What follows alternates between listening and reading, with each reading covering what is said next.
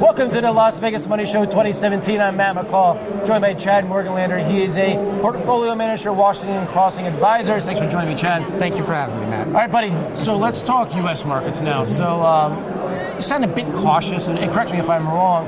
So that being said, are certain sectors you're avoiding, certain sectors you're overweighting right now? So overall, we believe the market over the next 4 quarters is going to be up, but roughly about 5 to 6%. With that said, though, we would be somewhat more cautious on perhaps the industrial sector as well, materials and oil.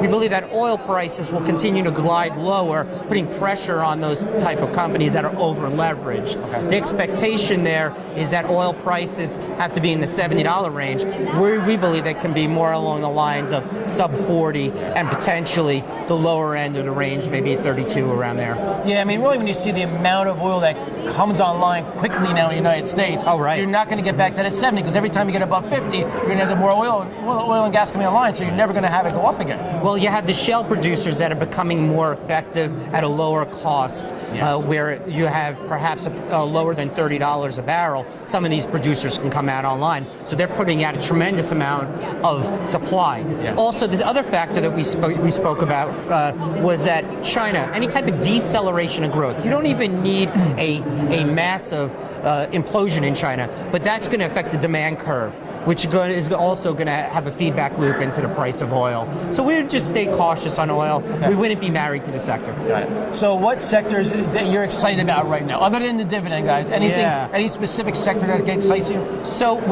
we would look towards over 2018 at financials. We believe that as deregulation takes place, you can get a good return on the financials, but you have to be somewhat cautious.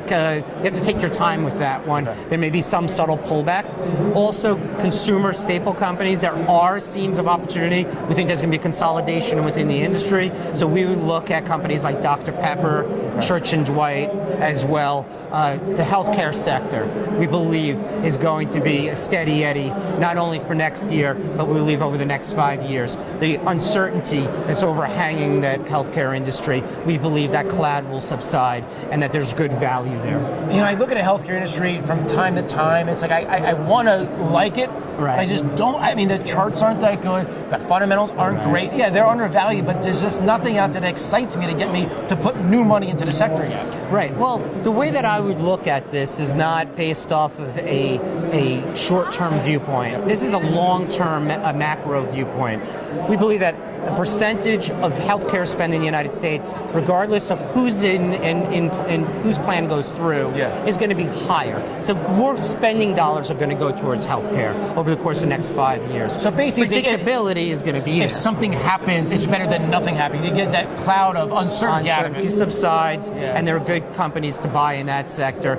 United Healthcare, some medical device companies as well. We'd stay away from the high flyer, more speculative companies. Okay. Before we wrap, I got to ask you about just technology and internet companies. I mean, the FANGs and that type of stuff. You know, Facebook has been on fire. Apple closing in on $1 trillion valuation. Are you even touching them at this point? So we have 2 viewpoints. We do like large cap tech, but we would go with more of the steady eddy companies like the Ciscos, the Microsofts of the world. We believe that those companies, there's value there. We believe that now it's starting to become a bit more frothy in many of the other high momentum mega cap stocks, reminiscent of perhaps the 90s a bit, not at outrageous valuations. Apple is not at an outrageous valuation. Still under 20. But you do see many companies that on the internet side, the high momentum stocks that we believe you want to stay away from. Okay, excellent. If you had to buy one stock right now for one of your children, what would you buy? I'd buy Dr. Pepper. Really? Yes, because we have children 5, 10, 20 years out.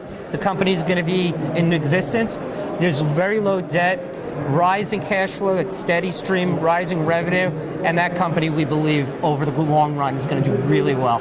DPS, I just moved down south, and they love their Dr. Pepper down south, I'll tell you that. Right. All right, Chad Morganlander, portfolio manager, Washington Crossing Advisors. Thanks so much for joining me. Thank you, Matt.